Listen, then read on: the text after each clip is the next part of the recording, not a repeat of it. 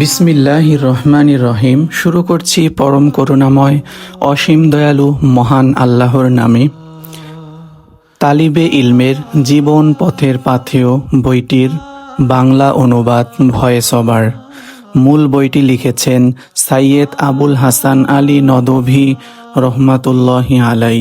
বাংলায় অনুবাদ করেছেন মাওলানা আবু তাহের মেজবাহ সাহেব। ভয়েস ওভারে রয়েছি আমি, হাফেজ মাওলানা আবুল বাশার হুজুর। ইউটিউব চ্যানেল আমাদের বাশার অডিও বুক। কিছু কথা, কিছু ব্যথা।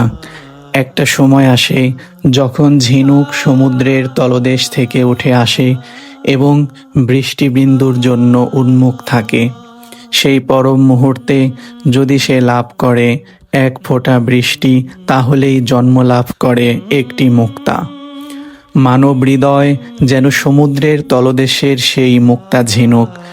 হৃদয় যখন উন্মুখ হয় তখন আলোর সামান্য পরশেই তাতে সত্যের উদ্ভাস হয়, ভালোবাসার অঙ্কুরোদ্গম হয় এবং সৌভাগ্যের উন্মেষ হয়।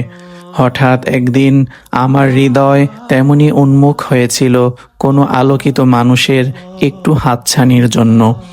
কেননা হৃদয় অনুভব করেছিল অন্ধকারের মধ্য দিয়ে জীবনের দুর্গম পথে চলতে হলে আলোক নির্দেশের প্রয়োজন। আর তখনই আমি শুনতে পেলাম একটি নাম, মাওলানা সৈয়দ আবুল হাসান আলী নাদাবী রহমাতুল্লাহি আলাইহি। হৃদয় উন্মুখ ছিল, তাই হৃদয়ের কোমল মাটিতে ভালোবাসার অঙ্কুরোদ্গম হলো এবং ধীরে ধীরে সবুজ বৃক্ষ হয়ে আমার সমগ্র হৃদয়ে জুড়ে ছায়া বিস্তার করলো। আমি ভালোবাসলাম এই নামটিকে এবং এই নামের মহান মানুষটিকে। তার জ্ঞানের কথা, গুণের কথা, তার প্রতিভার কথা, প্রজ্ঞার কথা, তার চিন্তার কথা, চেতনার কথা, সর্বোপরি তার আত্মার কথা, আত্মশুদ্ধির কথা কিছুই আমার জানা ছিল না, জানবার যোগ্যতাও ছিল না। তবু ভালোবাসার অঙ্কুরোদ্গম হয়েছিল, কেননা হৃদয় তখন উন্মুখ ছিল। ঝিনুক যখন উন্মুখ হয় এবং বৃষ্টিবিন্দুর বর্ষণ হয় তখন মুক্তার জন্ম হয়। হৃদয় যখন ব্যাকুল হয় এবং বীজ প্রক্ষিপ্ত হয় তখন ভালোবাসার অঙ্কুরোদ্গম হয়। ধীরে ধীরে তার বিশাল ব্যাপ্ত জীবনের কথা জানলাম। তার কলমের, তার চিন্তার এবং তার হৃদয়ের পরিচয় পেলাম। একজন ক্ষুদ্র মানুষের পক্ষে যতটুকু সম্ভব, একজন মানুষের পক্ষে যতটুকু সম্ভব, তখন আমি আমার চিন্তার জগতে, কর্মের জগতে এবং হৃদয়ের জগতে তাকে আলোর মিনার রূপে গ্রহণ করলাম এবং তার চিন্তার আলোক রেখা অনুসরণ করে পথ চলা শুরু করলাম। তারপর সৌভাগ্যের দিগন্ত আরও বিস্তৃত হলো। দুর্ভাগা বাংলাদেশ একদিন তার শুভাগমনে আলোকিত হলো। তার নুরানি চেহারা দেখে, তার মোবারক হাত ছুঁয়ে আমি ধন্য হলাম। তিনি আমাকে চিনলেন, স্নিগ্ধ হাসি ও কোমল উপদেশ উপহার দিলেন এবং মধুর করে বললেন, মুঝে আপসে দিলি মোহাব্বত হায়। আমি অভিভূত হলাম। কৃতজ্ঞতার দু ফোঁটা অশ্রু নিবেদন করে শুধু বলতে পারলাম জাযাকাল্লাহ। উম্মাহর চিন্তার জগতে, কর্মের জগতে এবং হৃদয়ের জগতে তিনি আলোর মিনার হয়ে বিরাজ করলেন। মুখের কথা দিয়ে, কলমের লেখা দিয়ে আমাদের পথ দেখালেন, পাথেও যোগালেন। চিন্তার ফসল দিয়ে, চেতনার সম্পদ দিয়ে আমাদের সমৃদ্ধ করলেন এবং আত্মার সান্নিধ্য দিয়ে, হৃদয়ের উত্তাপ দিয়ে আমাদের উদ্দীপ্ত করলেন।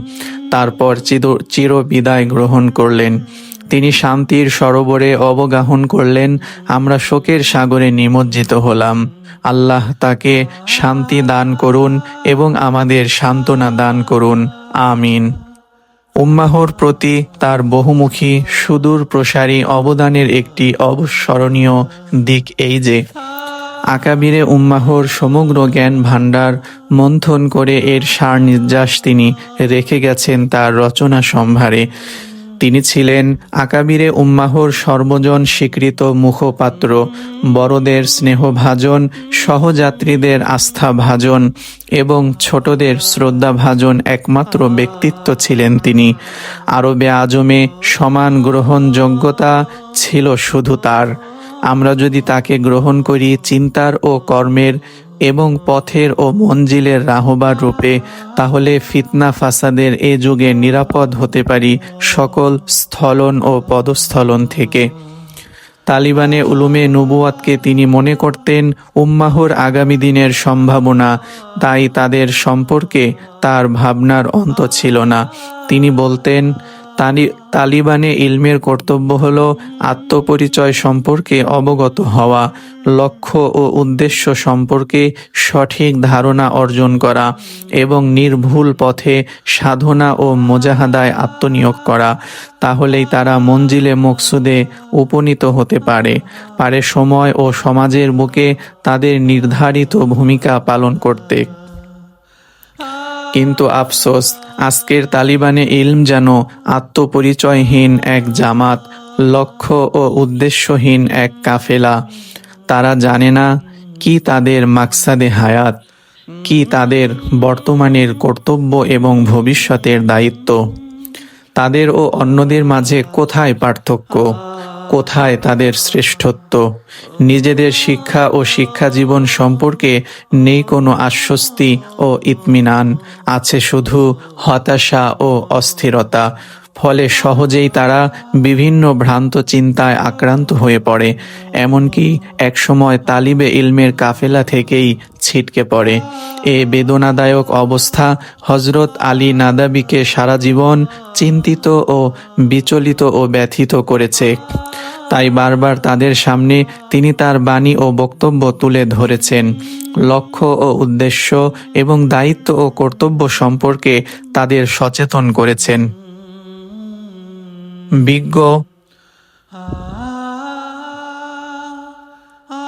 বিজ্ঞ ও প্রাজ্ঞ চিকিৎসকের মতো তিনি তাদের শিরায় হাত রেখে ব্যাধি চিহ্নিত করেছেন এবং চিকিৎসা দিয়েছেন। বিভিন্ন উপলক্ষে তালিবানে ইলমের উদ্দেশ্যে প্রদত্ত তার কয়েকটি মূল্যবান বক্তৃতা যা সূরা গে জিন্দেগি নামে বেশ কয়েক বছর আগে গ্রন্থাকারে প্রকাশিত হয়েছে এবং বিদগ্ধ মহলে বিপুলভাবে সমাদৃত হয়েছে। আমার ছাত্রজীবনের শেষ দিকে বইটি যেদিন হাতে এলো এবং পড়ার সৌভাগ্য হলো, সেদিনকার অনুভূতি প্রকাশ করার সাধ্য আমার নেই। মনে হলো দৃষ্টির সামনে চিন্তার নতুন দিগন্ত উন্মোচিত হলো, অজানা বহু রহস্য উদ্ঘাটিত হলো। আমি যেন আমার আত্মপরিচয় আবিষ্কার করলাম এবং জীবনের লক্ষ্য ও উদ্দেশ্য খুঁজে পেলাম। আফসোস হলো যে এতদিন কেন এ সম্পদের সন্ধান পেলাম না, আরও আগে কেন এ পাথেয় আমার হাতে এলো না। দীর্ঘ 25 বছরের শিক্ষক জীবন থেকে যে বেদনাদায়ক সত্য আমি উপলব্ধি করেছি তা এই যে আমরা আমাদের ছাত্রদের শুধু আলফাজ ও শব্দের শিক্ষক, আফকার ও চিন্তার শিক্ষক নই। আমাদের সাথে তাদের সম্পর্ক শুধু দর্শের ও কিতাবের, দিন রাতের পরিসরে এবং চিন্তা চেতনার জগতে আমাদের মাঝে কোনো বন্ধন নেই। পরস্পর আমরা যেন আজনবী, অপরিচিত। এই যদি হয় অবস্থা, তাহলে আমাদের শিক্ষা গ্রহণ ও শিক্ষাদানের ফলাফল কি? আমাদের কওমি মাদ্রাসার ভবিষ্যৎ কি? ভবিষ্যৎ ফলাফল তো চোখের সামনেই দেখতে পাচ্ছি, আর এ চিন্তা সব সময় আমাকে যন্ত্রণাদগ্ধ করে। আমার মনে হয় শিক্ষক ও শিক্ষার্থী কেউ আমরা এখন তালিবে ইলম নই, যেমন ছিলেন আমাদের পূর্ববর্তীগণ। আমাদের বর্তমান অবক্ষয় ও অধঃপতনের রহস্য এখানেই নিহিত। এ থেকে উদ্ধার পেতে হলে আমাদেরকে আবার সত্যিকার অর্থে তালিবে ইলম হতে হবে এবং তলবে ইলমের সিফাত ও গুণাবলী অর্জন করতে হবে। আর হৃদয়ের ব্যথা ও দরদ এবং আবেগ ও তড়প নিয়ে সেদিকেই আমাদের ডেকেছেন আল্লামা নাদাবী রহিমাহুল্লাহ তার বক্তৃতা সংকলনে। পাক ভারত উপমহাদেশের জ্ঞানী ও অন্তর্জ্ঞানী সকলেই বলেছেন, পাজা সুরাগে জিন্দেগি কিতাবটি হল তালিবানে উলুমে নবুয়াতের জীবন পথের অমূল্য পাথেয়। সুতরাং শিক্ষক ও শিক্ষার্থী আমাদের উভয়েরই কর্তব্য হবে কিতাবটিকে পাথেয় রূপে গ্রহণ করা এবং সেভাবে নিজেদের গড়ে তোলার সাধনায় আত্মনিয়োগ করা। এ প্রেরণা থেকেই কিছুদিন আগে কিতাবটির তর্জমা শুরু করেছিলাম। আল্লাহর রহমতে তর্জমা শেষ হয়েছে এবং আমার সম্পাদিত পুষ্পে ধারাবাহিকভাবে প্রকাশিত হয়ে সর্বমহলে সমাদৃত হয়েছে। আল্লাহর শকর, এখন তা গ্রন্থাকারে আত্মপ্রকাশ করতে যাচ্ছে। অতীব প্রয়োজনীয় মনে হওয়ায় হজরত মাওলানার আরও দুটি মূল্যবান বক্তৃতা পরিশিষ্টে যোগ করা হয়েছে। দ্বিতীয় বক্তৃতাটি হজরত মাওলানা বাংলাদেশ সফরকালে বাংলাদেশের তালিবানে ইলমের উদ্দেশ্যেই করেছিলেন।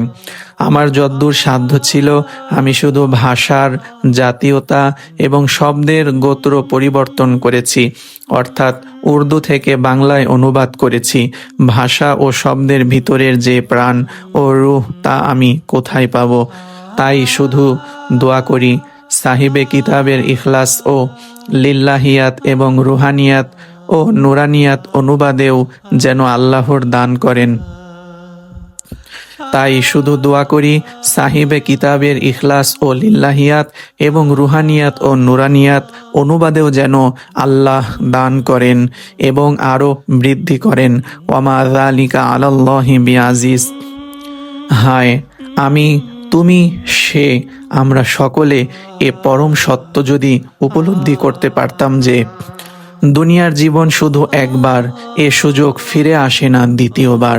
তদুপরি তালিবে ইলমের ছাত্র জীবন হলো শাহী জামানা, যা কিছু অর্জন করার করতে হবে এখনই, অন্যথায় আফসোস করতে হবে সারা জীবন। এ সতর্কবাণী হজরত মাওলানা তার প্রতিটি বক্তৃতায় বারবার উচ্চারণ করেছেন এবং তিনি বলেছেন, সম্ভব হলে আমি আমার দিল কলিজা খুলে তোমাদের সামনে রেখে দিতাম যাতে বুঝতে পারো আমার দরদ, ব্যথা ও অন্তর্জ্বালা, কিন্তু তা তো সম্ভব নয়, কেননা ভাব প্রকাশের জন্য ভাষাকেই আল্লাহ মাধ্যম বানিয়েছেন। কিন্তু আমার হৃদয়ে তো সেই দরদ, ব্যথা নেই, সেই তরপ ও ব্যাকুলতা নেই। আমি কি করব?